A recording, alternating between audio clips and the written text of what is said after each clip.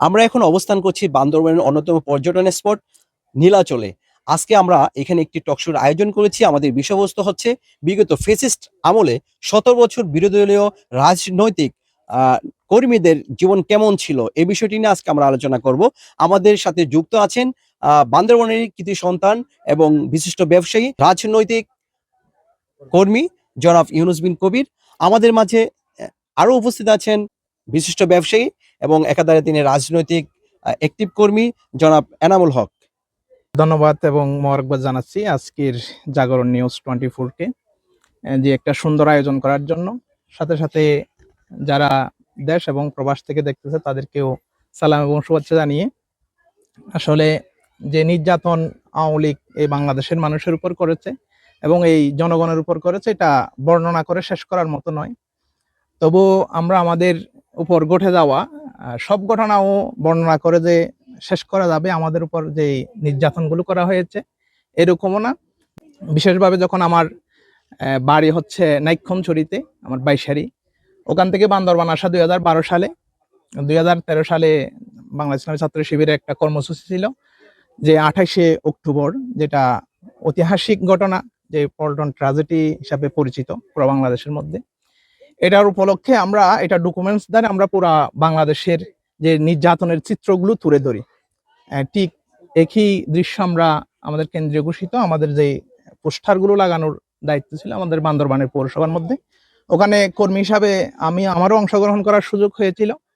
আমরা এক পর্যায়ে যখন পোস্টার লাগাইতে লাগাইতে আমরা আমাদের ট্রাফিক মোড় পর্যন্ত যাই, তখন যে আওয়ামী লীগের যে যারা পুলিশকে নিজেদের দলীয় বাহিনী হিসাবে পরিণত করেছিল, এই দলীয় বাহিনীরা যারা দলীয় খাস হিসাবে জনগণের উপর নির্যাতন করেছিল, এই পুলিশ বাহিনীরা গিয়ে আমাদেরকে বাধা দেয়। তখন আমরা তাদেরকে বোঝাতে চেয়েছিলাম যে এটা আমাদের রাজনৈতিক কর্মসূচি, এগুলো তো আপনাদের বাধা দেওয়ার অধিকার নাই। তখন তারা আমাদের উপর নির্যাতন করা শুরু করলো, আমাদের পোস্টারগুলো কেড়ে নিল, আমাদের যেগুলো গাম ছিল এগুলো নিয়ে নিল। নিয়ে নেওয়ার পরে আমাদেরকে ধরার চেষ্টা করলো। শেষ পর্যন্ত হাতাহাতির মধ্যে আমি গ্রেপ্তার হলাম, আমাকে থানায় নিয়ে যাওয়া হলো।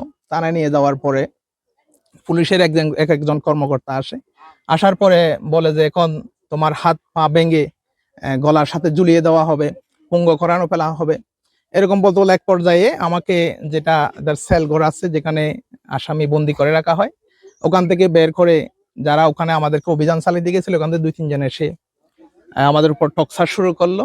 আসলে নির্যাতনের বর্ণনাটা আমার এই 2-1টা কান দিয়ে যে থাপ্পড় গুলো মারছিল, আমি সম্ভবত এটাই চিন্তা করেছিলাম যে এটা দেওয়ার পরে সম্ভবত আর কোনো শব্দ আমি শুনবো না, হয়তো আল্লাহর অশেষ রহমত।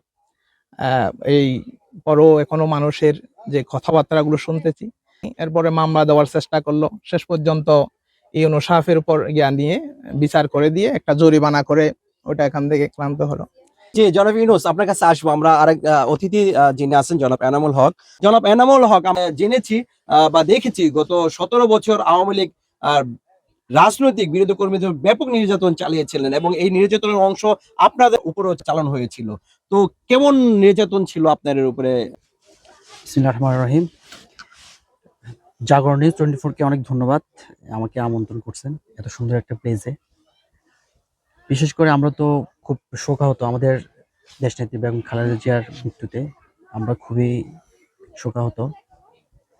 বিগত বিগত আপনার 17 বছর যে ফ্যাসিস্ট আওয়ামী লীগ যা করছে, তা মনে হয় যে বাংলাদেশের ইতিহাসে তো নয়, বরং পৃথিবীর ইতিহাসে এমন নজির নাই যে নির্যাতন করছে। বিশেষ করে আমাদের বিএনপির প্রায় 1.5 কোটির অধিক নেতাকর্মীর বিরুদ্ধে মামলা। তো এই ক্ষেত্রে আসলে আমাদের একটা দলের কিন্তু আপনার যে আন্দোলনের সংগ্রাম কিন্তু থেমে থাকেনি, আমরা চালাই নিয়েছি। বিশেষ করে বান্দরবনে আমাদের এই সভাপতি মিসেস মেমা সিং দিদি এবং সাধারণ সম্পাদক জাভেদ রাজা ভাইয়ের নেতৃত্বে আমরা কেন্দ্রে ঘোষিত যত প্রকার আন্দোলন সংগ্রাম ছিল আমরা সফল করছি। সেটা কেন্দ্রের কাছে এগুলো রিপোর্ট তো আছেই। এই আন্দোলন সংগ্রাম করতে গিয়ে আমাদের নেতাকর্মীদের উপর ব্যাপক টর্চার হয়েছে, বিশেষ করে পুলিশ বাহিনী, যেটা আওয়ামী লীগ বাহিনী হিসেবে আমরা তখনকার বলতাম আর কি, যে আওয়ামী লীগ বাহিনী সেটা এক প্রকার আওয়ামী লীগের একটা শাখা ছিল, সেটা রাষ্ট্রীয় কোনো বাহিনী ছিল না তখন। তারা আমাদের যে আন্দোলন সংগ্রামে যে আমাদের ব্যানার কেড়ে নিত, আমাদেরকে তাদের লাঠি দিয়ে মারতো, আর আমরা তো বাসা থাকতে পারিনি। বিশেষ করে 28শে অক্টোবর ঢাকা কেন্দ্রীয় যেটা আপনাদের মহাসমাবেশ ছিল, নির্দলীয় সরকারের অধীনে, নিরপেক্ষ সরকারের অধীনে যে নির্বাচনের বিষয়ে আর কি, আমরা যে যে আন্দোলন সংগ্রামটা করছি, বিভিন্ন বিভাগীয় যে সমাবেশগুলো আমরা করছিলাম, ওটার পরবর্তীতে আমরা 28শে অক্টোবরে যে একটা মহাসমাবেশ ডাক দিছিলাম, ওখানে তো আপনার বিশেষ করে আন্দোলন আপনার এই নিউজে দেখছেন যে আমাদের প্রতি কি টর্চার, কি গোলাগুলি, আমাদের নেতা কোনো কি অত্যাচার করা হয়েছে। এরপরে আপনার পুরা বাংলাদেশে একটা ক্র্যাকডাউন চালাইছে, মানে বিএনপি নেতাকর্মী যারা আছে সবার বিরুদ্ধে, একদম পুরা সবার বিরুদ্ধে আপনার মামলা। বাসা থাকতে পারিনি আমরা, বিশেষ করে আমরা মামলা খাওয়ার পর আমরা বাসা থাকতে পারিনি। যেমন আমার ছোট একটা ব্যবসা ছিল, ব্যবসা পরিচয় বুঝতে পারিনি। দর্শক, আজকে আমাদের জাগরণ নিউজ 24 এর আয়োজনে বিগত ফেসিস্ট আমলে বিরোধী দলীয় রাজনৈতিক কর্মীদের জীবন কেমন ছিল সেই বিষয়ে আলোচনায় অংশ নিয়েছিলেন জনাব ইউনুস বিন কবির, এবং আমার সাথে আরো যুক্ত ছিলেন জনাব এনামুল হক। এই দুইজনকে আমাদের জাগরণ নিউজ 24 এর পক্ষ থেকে অসংখ্য ধন্যবাদ জানাচ্ছি। এবং দর্শক, আপনারা আমাদের সাথে যুক্ত থাকার জন্য এতক্ষণ ধরে আপনাদেরকে অসংখ্য ধন্যবাদ জানাচ্ছি। দেখা হবে পরবর্তী পর্বতে ইনশাআল্লাহ।